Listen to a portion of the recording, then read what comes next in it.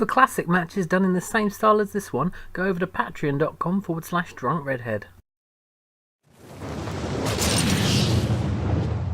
Previously on my World Cup qualifying videos, we were looking at some more of matchday 6 in European qualifying, including this stunning free kick, one of 2, by Scotland's Lee Griffiths. It's over to the other side of the world now as we look at the third and final part of the OFC third round. We start with Group A at Churchill Park in Lautoka, where Fiji were hosting New Caledonia. The visitors opened the scoring on 13 minutes when Mone Wamoe scored a header from close range.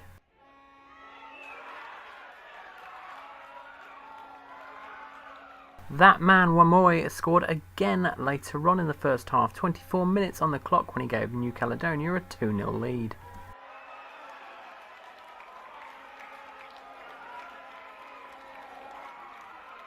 Fiji were able to get back into the game just before half time with a header of their own, Waka scoring the goal on 45 plus 2 minutes.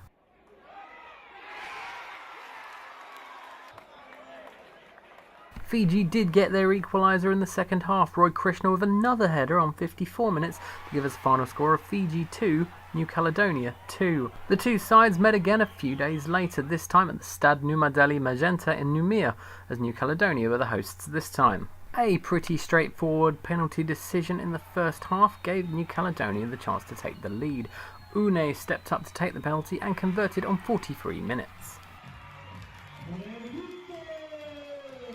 Fiji were not dead and buried just yet though, and equalised on 66 minutes when Saukuru, well, did he cross or did he shoot?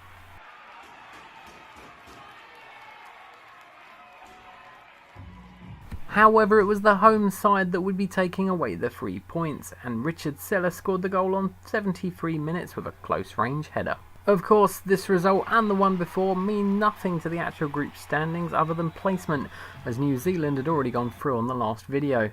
But here's the standings just in case you wanted to see them. Top spot was still up for grabs in Group B as we went to the Lawson Tama Stadium in Honiara for the Solomon Islands versus Papua New Guinea. The match was 12 minutes old when the Solomon Islands took the lead thanks to a goal from Atkin Kawa.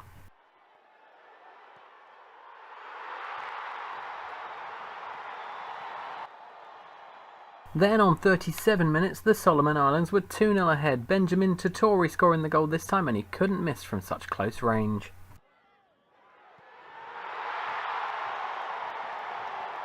Papua New Guinea had a lifeline at the start of the second half when Michael Foster pulled a goal back for them on 48 minutes. And it got even better for Papua New Guinea as on 61 minutes Aisa, despite the hint of offside, scored their equaliser. It then went back downhill for Papua New Guinea as the Solomon Islands took the lead once again on 74 minutes, Leah Alafa rounding the keeper and scoring the Solomon Islands winner to give them a 3-2 victory. As with Group A, the two sides met again a few days later, this time at the PNG Football Stadium in Port Moresby. For this one, the Solomon Islands only needed a point to go through, while Papua New Guinea needed a massive win. And that massive win was possibly on the cards as on 18 minutes, Raymond Ganemba gave Papua New Guinea the lead.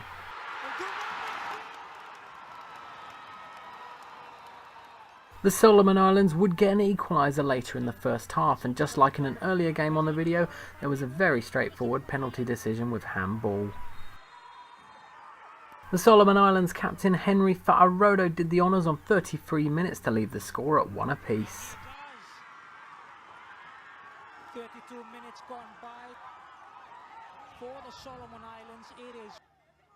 The match-winning goal was scored in first half injury time as Jerry Donga was given the freedom of the Papua New Guinea half to score the Solomon Islands winner, and he did a nice backflip too. The final score, Papua New Guinea 1, Solomon Islands 2, and that result puts the Solomon Islands through to the final playoff against New Zealand, which will be part of my playoff finale special later in the year. That's it for this video. Hope you've enjoyed. Next week it's the final batch of European qualifiers from June, and that'll be it for the time being. Like and subscribe.